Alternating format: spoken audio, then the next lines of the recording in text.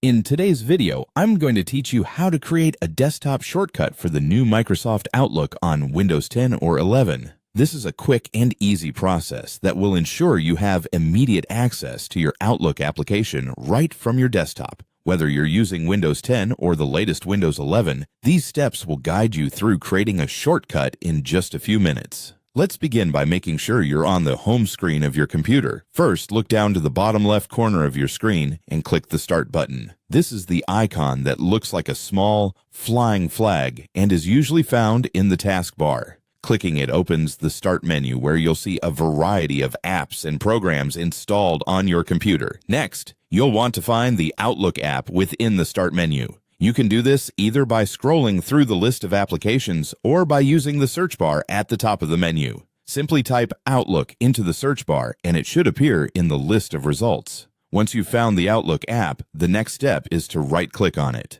This action will open a context menu with several options. Here, you'll see an option that says Pin to Taskbar. Go ahead and click on it. This action will create a shortcut for Outlook and pin it to your taskbar at the bottom of the screen. The taskbar is a great place to keep frequently used applications because it makes accessing them not only quick, but also incredibly convenient. And there you have it. You've successfully created a shortcut for Microsoft Outlook right on your taskbar. From now on, whenever you want to open Outlook, you can simply click the icon on your taskbar. This eliminates the need to search for it in the Start menu every time you wish to use it. This process not only saves time but also enhances your productivity, ensuring that your daily tasks begin smoothly. If you ever need to remove the shortcut, simply right-click on the Outlook icon in the taskbar and select the Unpin from Taskbar option. It's as easy as that.